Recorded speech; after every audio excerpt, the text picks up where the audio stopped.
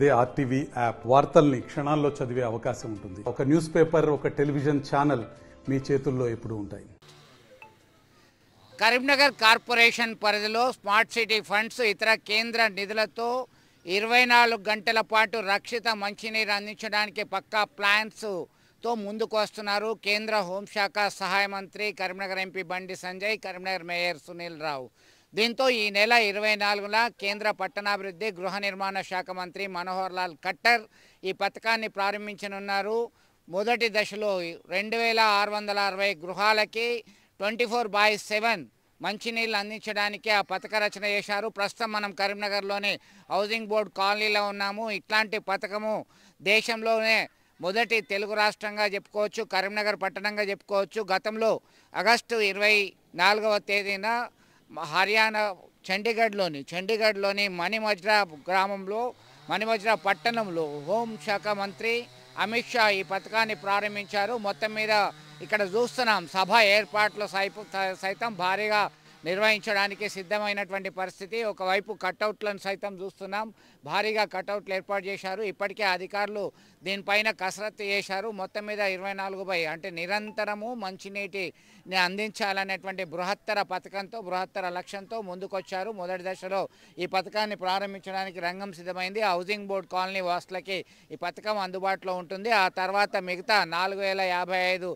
గృహాలకి ఈ పథకాన్ని చేరవేస్తారు. ఆ తర్వాత దశలో మొత్తం కార్పొరేషన్ పరిధిలో ఉన్నటువంటి వాళ్ళందరికీ కూడా అందించేటువంటి అవకాశాలు కనబడుతున్నాయి. మొత్తం మీద దీనికి సంబంధించి పెద్ద ఎత్తున నిధులు రాబట్టడానికి కసరత్తు చేస్తున్నటువంటి పరిస్థితి. కరీంనగర్లో ఉన్నటువంటి కూడళ్ళు, మరి సమీకృత పార్కులు, ఇంటిగ్రేటెడ్ డెవలప్మెంట్ చేయడానికి, ఇతరత్ర కార్యక్రమాలు చేయడానికి సర్వం రంగం సిద్ధమైంది. అధికారిక పార్టీకి సంబంధించినటువంటి ఈ కార్యక్రమాన్ని విజయవంతం చేయడానికి ఇప్పటికే కేంద్ర హోంశాఖ సహాయ మంత్రి బండి సంజయ్ తనదైన శైలిలో ముందుకు వెళ్తున్నటువంటి పరిస్థితి. ఈ ప్రాంత వాసుల దాహార్తి తీర్చడానికి పక్కా ఈ పథకం ఉపయోగపడుతుందని చెప్పి ఆశావాహ దృక్పథంతో ముందుకెళ్తున్నటువంటి పరిస్థితిని గమనించవచ్చు.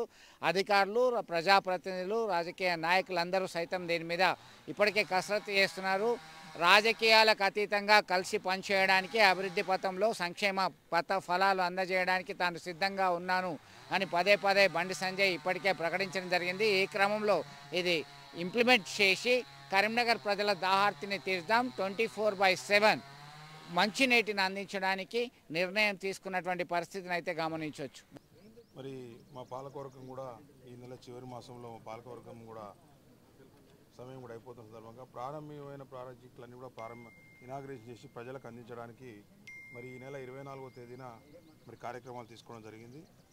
దానికి ముఖ్య అతిథులుగా మరి union urban development minister Manohar Lal Khattar గారు, అదేవిధంగా కేంద్ర హోంశాఖ సహాయ మంత్రి వర్యులు బండి సంజయ్ కుమార్ గారు, అదేవిధంగా రాష్ట్ర మంత్రులు శ్రీధర్ బాబు గారు, పొన్నం ప్రభాకర్ గారు, మరి స్థానిక శాసనసభ్యులు గంగుల కమలాకర్ గారు, అదేవిధంగా మా 60 మంది కార్పొరేటర్సు, మున్సిపల్ అధికారులు, స్థానిక ప్రజల సమక్షంలో అన్ని ప్రాజెక్టులు కూడా ఇనాగ్రేషన్ చేయబోతా ఉన్నాం.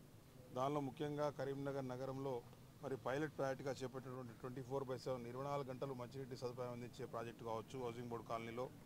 అదేవిధంగా గవర్నమెంట్ స్కూల్స్లో మరి మౌలిక వసతులు కల్పించాలి, మరి మంచి స్మార్ట్ క్లాస్ రూమ్స్లు ఏర్పాటు చేయాలనే ప్రాజెక్టులో భాగంగా మరి కుమార్వాడి స్కూల్లో స్మార్ట్ ప్రాజెక్టులు ప్రారంభించడం కావచ్చు.